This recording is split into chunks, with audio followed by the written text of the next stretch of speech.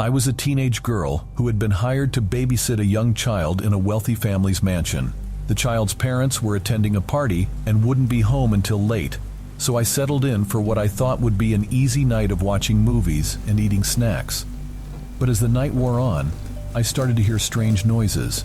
At first, I brushed them off as the creaking of an old house, but the noises grew louder and more persistent. I tried to distract myself by playing with the child, but even the child seemed to be on edge, whimpering and clinging to me as if sensing something was wrong.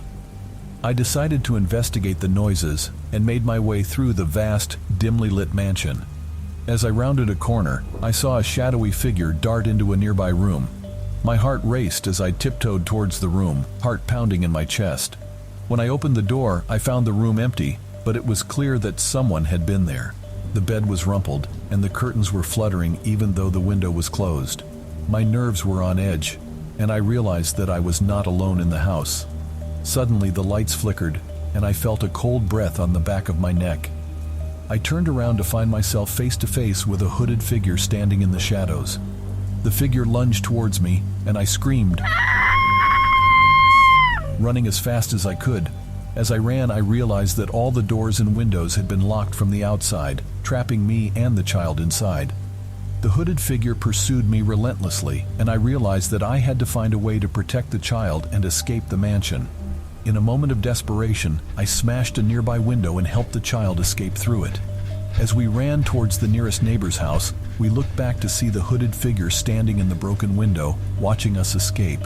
Days later, the police investigated the mansion and found evidence of a dangerous and unhinged stalker who had been following the family for months. The child and I were lucky to have escaped with our lives, and the mansion remained abandoned, a haunting reminder of the terrifying night we experienced. From that night on, I never took babysitting lightly, and every creak and noise would send a chill down my spine, reminding me of the night I realized that I was not as alone as I thought.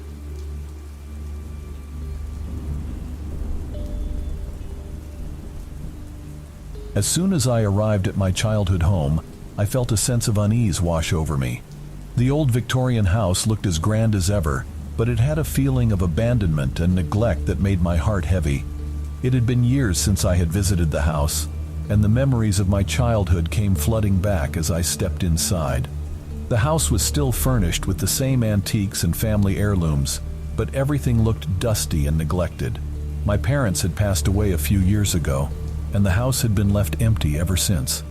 I was tasked with sorting through the belongings and deciding what to keep, sell, or donate. As I made my way through the house, I couldn't shake the feeling that I was being watched.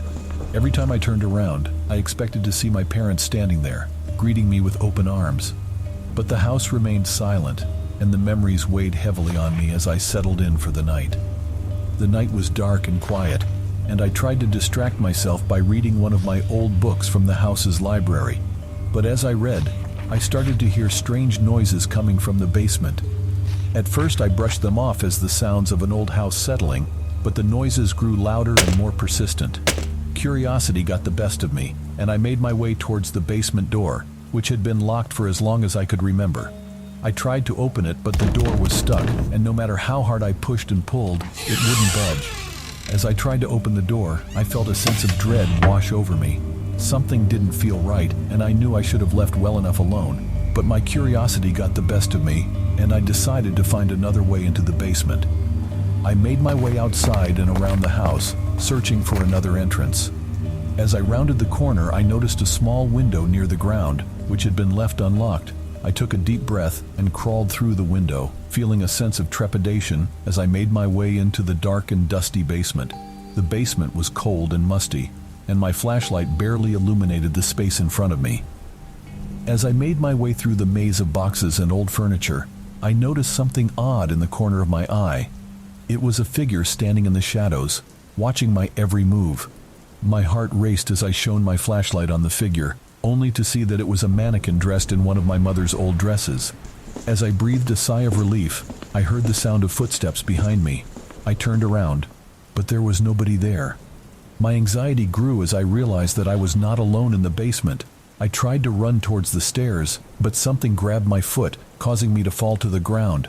As I looked up, I saw a figure standing over me, a twisted smile on its face. The figure lunged towards me, and I screamed, scrambling to my feet and running towards the stairs. As I ran up the stairs, I heard the sound of footsteps behind me, getting closer and closer with each passing second.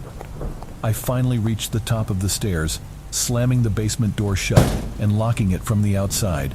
I collapsed against the door, breathing heavily, my heart racing in my chest. Days later, I learned that my childhood home had a history of strange occurrences, and the locals had always considered it to be haunted. From that day on, I never returned to my childhood home again. The experience had left me feeling traumatized and scared, and I could never shake off the feeling that something was still lurking into the shadows, waiting to strike.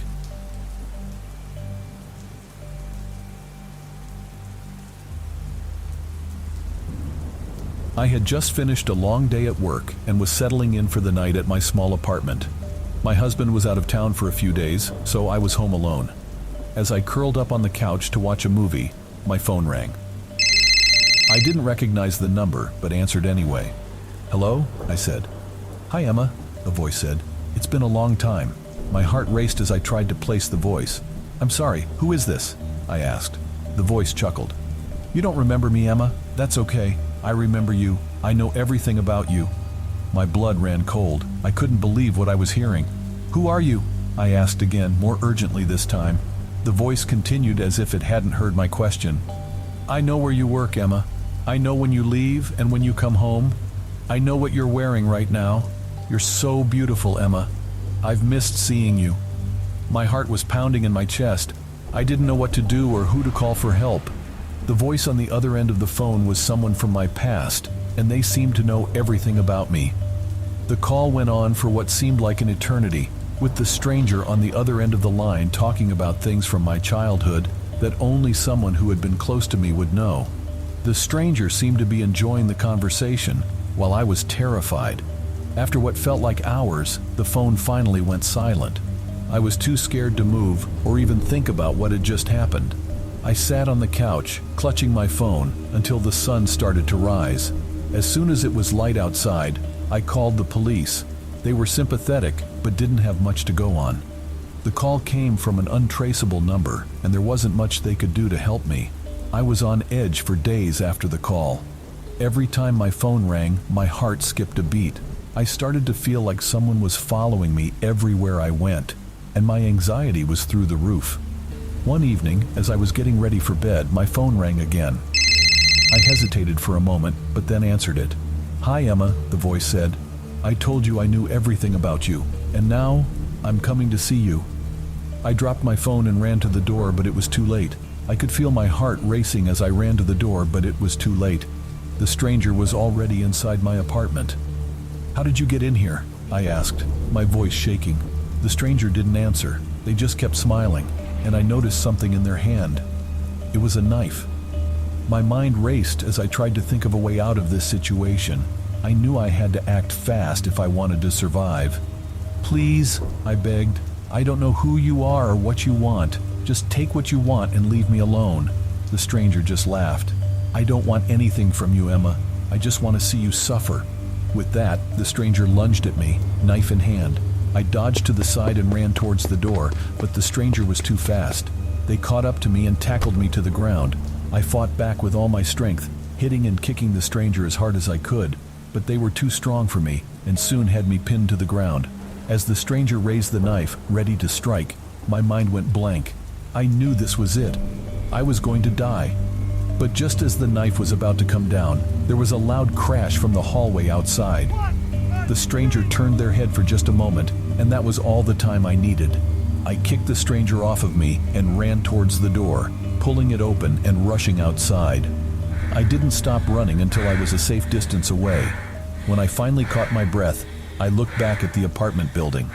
Police cars were pulling up in front of the building, and I realized that someone must have called them when they heard the commotion.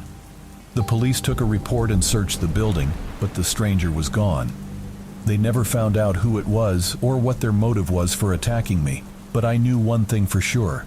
I was lucky to be alive, and from that day on, I never answered another call from an unknown number again.